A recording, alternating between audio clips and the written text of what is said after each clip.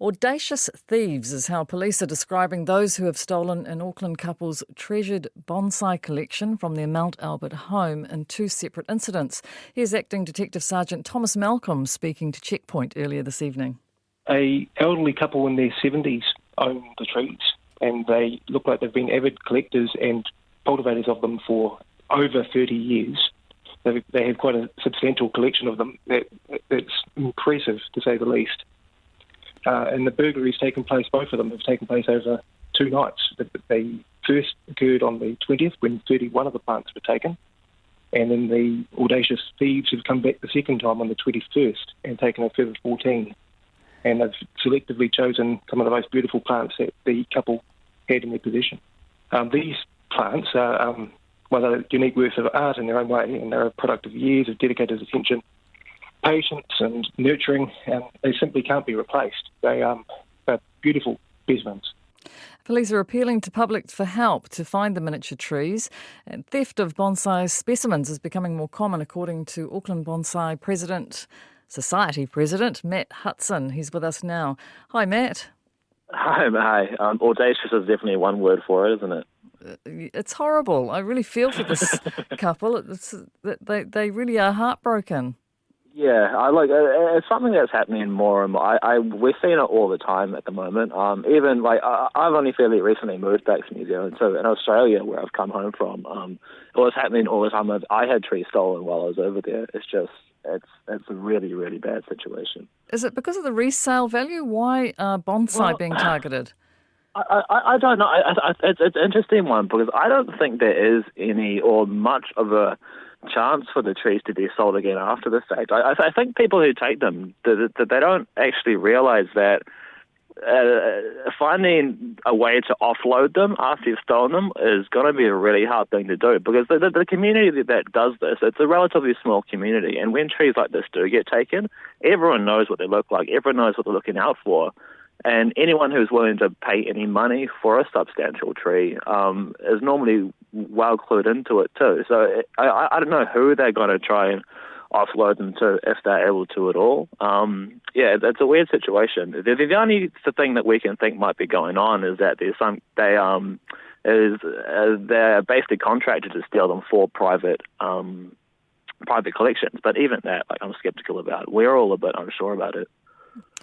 You said in Australia it's happening more often and now here, but you really don't know where they're going to. You don't see them on Trade Me or somewhere else being advertised? It's so uncommon that they ever turn up again. The reality of the fact is what normally will happen is the thieves will take them, but they'll get the opportunity. They'll see them in someone's backyard. They'll grab them, and then because they're so hard to take care of, I think what eventually happens, they end up just dying in their backyards or their garages or their homes, and they end up getting tossed out or burnt and never seen again. It's the reality of it. Oh, what a shame, because it's really awful. It's an absolute art, isn't it? They are so spectacular as an art form when you see them. Yeah. And caring for them, what is the level of care that's required for a bonsai? I mean, how long have you got, There you go. Well, I'm lucky enough to kind of do it for a living myself. So, I mean, people, pay me decent money to teach them this stuff. It's something I have students I've been teaching on and off for years, and they're still, barely scratching this. I'm still barely scratching the surface with it, and I'm at a level where I'm teaching other people. It's just because there's a horticultural side to it, which is one thing, and that's a whole kettle of fish. But then, like you mentioned, there's a kind of artistic side to it too, and the physical practice of the manipulation of the trees is another whole part of it. So there's all these different things to learn. Of course, every species of tree that you do it on has individual care requirements too. It needs different soil, different light levels, different water levels, different nutrients, and it's all. You could go on forever.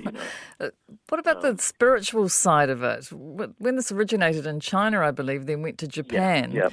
What's the significance of something being so small and perfectly formed? Is there some significance about that?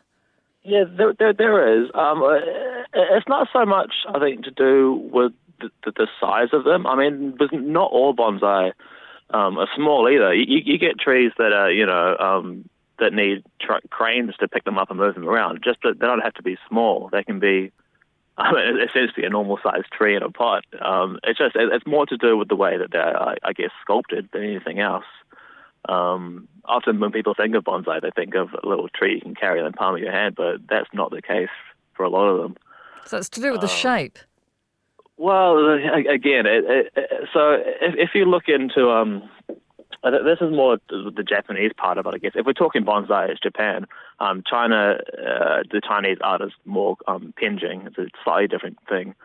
But in Japan, at least, it relates a lot to. So in Japanese religion, I forget the name of the actual religion. It's one of the earlier, more popular ones today. Basically, they look at nature as a deity in itself, right? And so when they create a bonsai tree, it's almost like a religious thing in a way for them. They get this idea of this sense of this perfect little piece of nature created in microcosm, which they can have with them, and it's almost like a reflection of nature that they can worship is the wrong word, but you know what I mean. I do.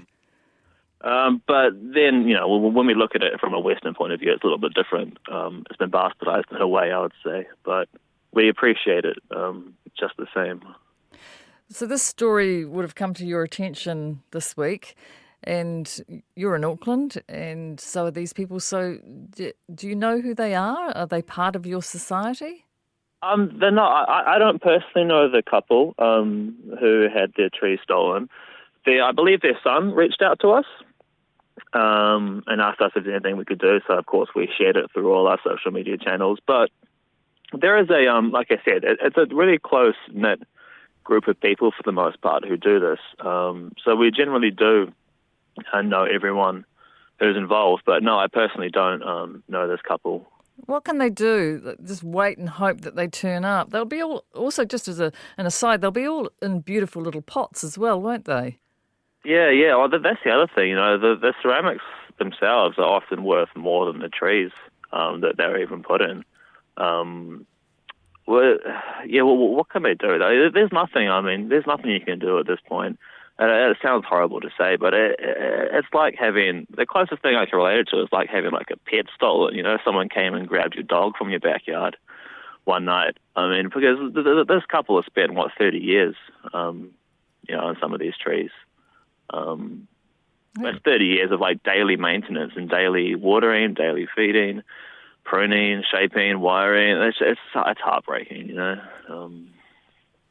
It is, and I think the whole nation's feeling for them simply because of the daily effort that they put into it, as you say. And I believe now the gentleman, he's not eating. He's eating, but he's just feeling very unwell about the whole thing and hoping that they'll come back.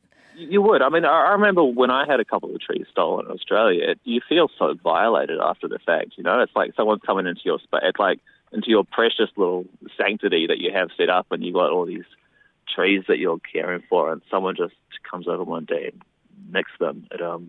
You do feel violated afterwards. Well, I'm sure you'll keep across it at the Auckland Bonsai Society. Am I saying that right? You say bonsai, and I looked it up. I thought the correct pronunciation is technically a bonsai. It's bonsai. Like B-O-N-E if you were to pronounce it. Pronounce kind of like bone. Bonsai, right, like that. Bonsai, is the correct pronunciation, but bonsai works too. Good. Well, Matt, thank you. Thank you for joining us tonight. No, you're welcome. That's the Auckland Bonsai Society President, Matt Hudson.